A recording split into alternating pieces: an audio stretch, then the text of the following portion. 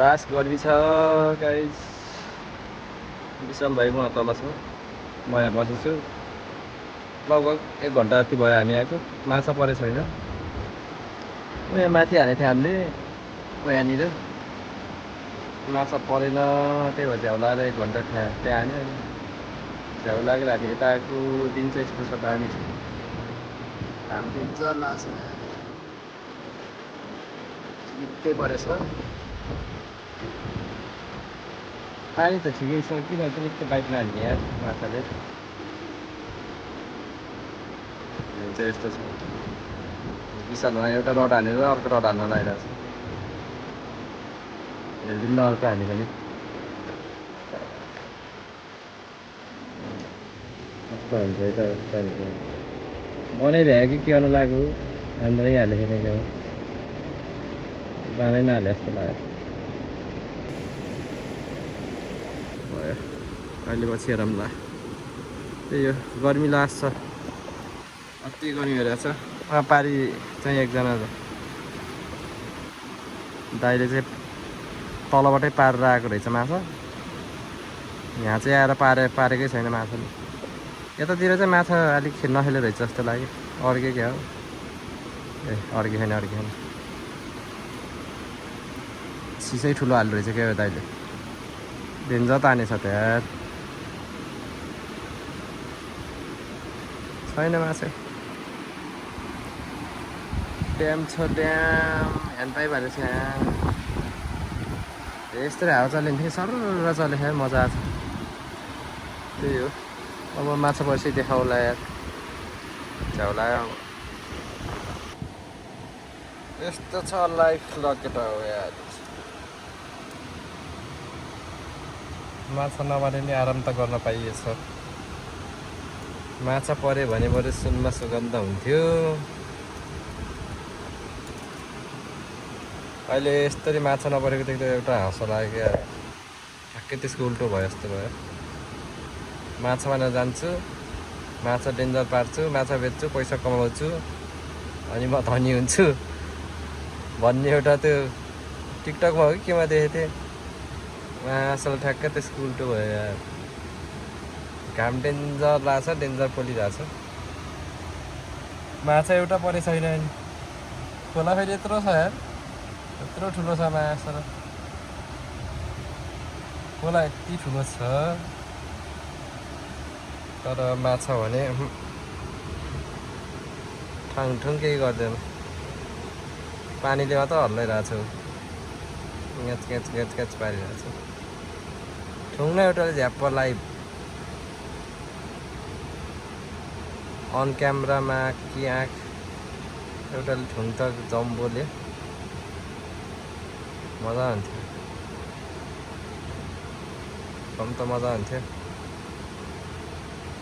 तर यहाँ ठुलो पऱ्यो भने चाहिँ निकाल्न त अलिक गाह्रै हुन्छ।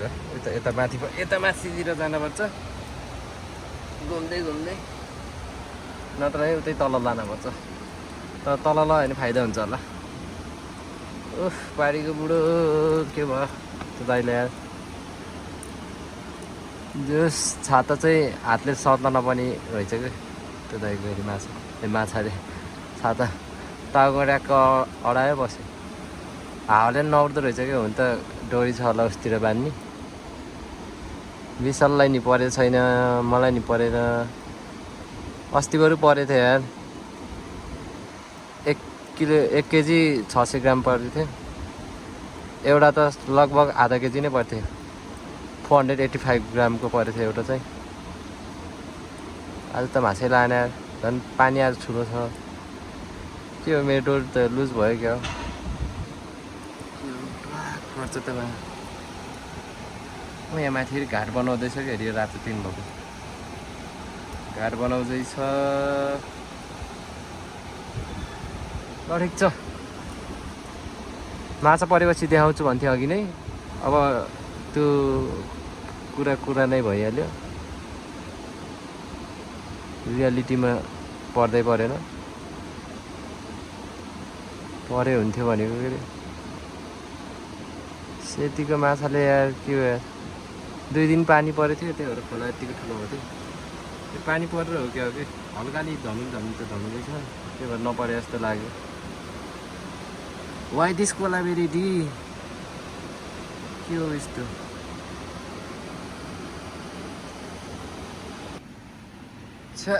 निन्द्रा पो लाग्यो यार मासुलाई कसम यहाँ चौर भएकोमा सुत्दिन्थ्यो यार यस्तो छ यहाँ ढुङ्गा छ क्या डोजर पो चलिरहेको रहेछ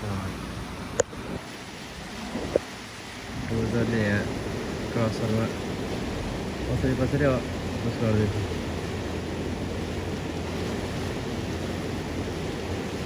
स्पेस बनाएर रहेछ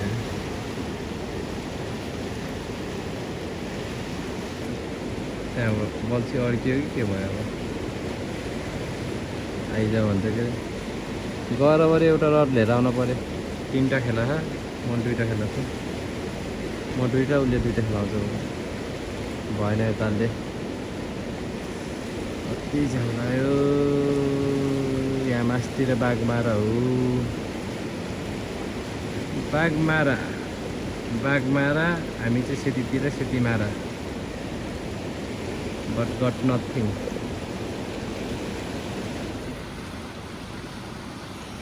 अलमोस्ट 5-6 बजिसक्यो विशालको परेछ देखाउ त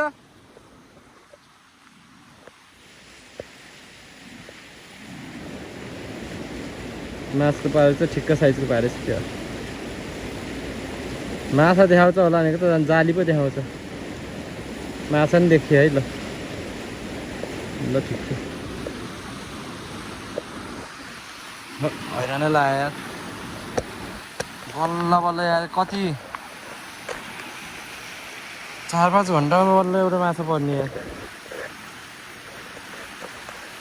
कान्छाले पऱ्यो यार यो अक्सिजन हुने बेला पऱ्यो यता फुस्रेतिर माछालाई तिर्सिर हालेर एकछिनमै 1-2 किलो बनाइदिन्थ्यो केटाहरूले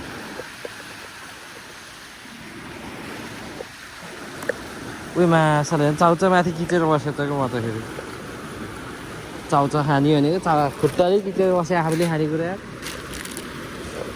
सधैँ मासु खानु हुन्न क्या कहिले चाउचा पनि खानुपर्छ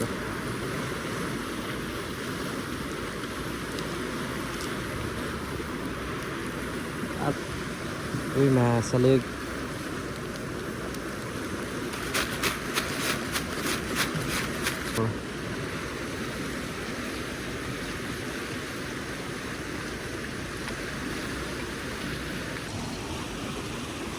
त्यही ल्याइदिएछ कि अड्केर बसेको थियो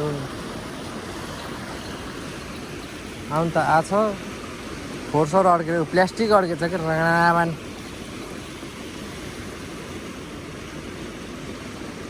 के मुलाई म खोला सरसफाइ गर्न आएको यहाँ ल हेर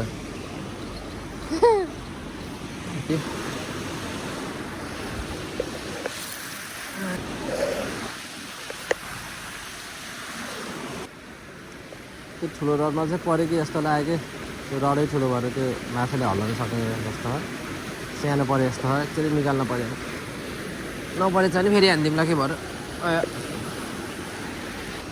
अड्काएछ माछा अड्काएछ कि अड्काएछ उयो आछा माछा छ र यार ठुलो छ माछा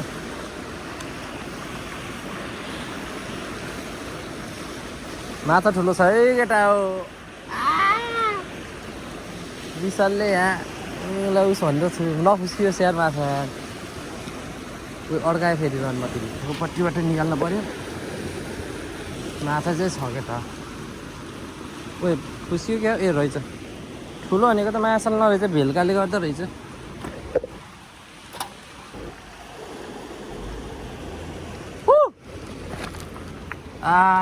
साइजको रहेछ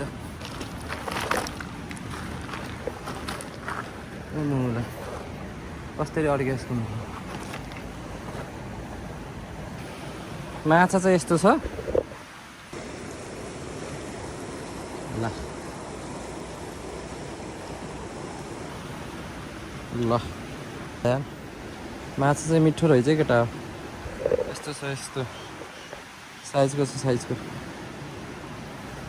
यसरी सिङ्कामा होइन यहीँ पाउँछ खोलाको वरिपरि घाँसको सिङ्का यस्तो हुन्छ अनि बल्छी छिराउने त्योमा अनि त्यसपछि आन्द्रामा सट्ट छिराउने हो अनि यस्तो गरेर स्वाई स्वाई हालिदिने केही सोच्नु पर्दैन केही गाह्रो पनि छैन अनि यो सिङ्का चाहिँ यसरी निकालिदियो अनि हुकलाई चाहिँ यस्तै बल्छीको चुच्चो चाहिँ बाहिर निकाल्ने अरू भाग चाहिँ आन्द्राभित्र राखेर ट्याक्क अनि गाँठो पारिदिने द्याट्स इट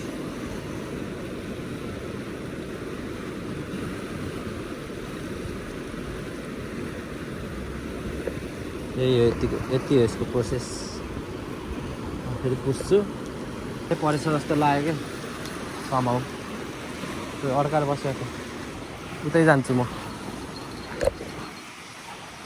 यो चेस्ट माउन्ट पनि हेभी असल यस्तो हुन्छ क्या खोलामा हिँड्दाखेरि कहाँ लुट्ने हो भन्नु पनि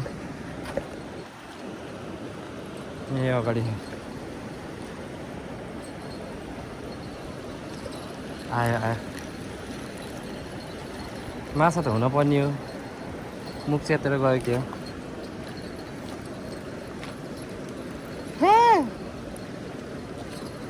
सानो विशाल फेरि पऱ्यो ऊ चुट्टिने लाग्छ यसको मुख यत्रो छ माछा यत्रो यही हो माछा भन्नु पनि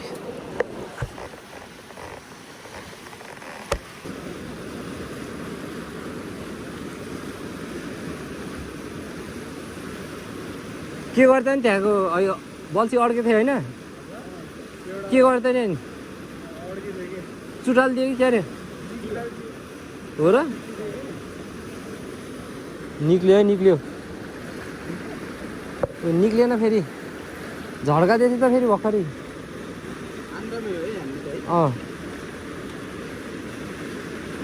सलक जात रहेछ माछा त्यो पनि सही आइडिया त यार त्यसै गर्नुपर्छ क्या त्यसै गरेर नि आएन भने के गर्ने लास्टमा गएर बल्छी नै गयो नि माछा थियो तर के गर्ने अड्कायो लास्टै त्यसले यार मलाई भन्नु आउँछ नि यार ठुलो माछा फुस्क्यो नि यार मैले पावरै लगाएको थिएन कि चट्टै गयो नि ए यार दुईवटा फुस्क्यो यार मेरो त सानै थियो त्यो त अहिलेको जत्रो थियो कि मैले त पारेको थिएँ नि मैले यसले त डेन्जर तानेको थियो यार मैले पावर लगाएकै थिएन अनि यस्तो गरेपछि त भन्नुपर्छ नि अनि ए यहीँ रहेछ त पनि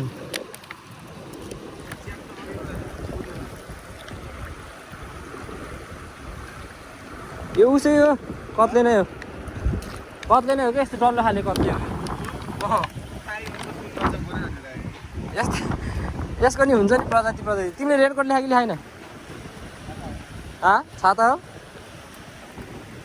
छ्या यार डेन्जर ठुलो माछा फुस्कायौ नि तिमीले झन्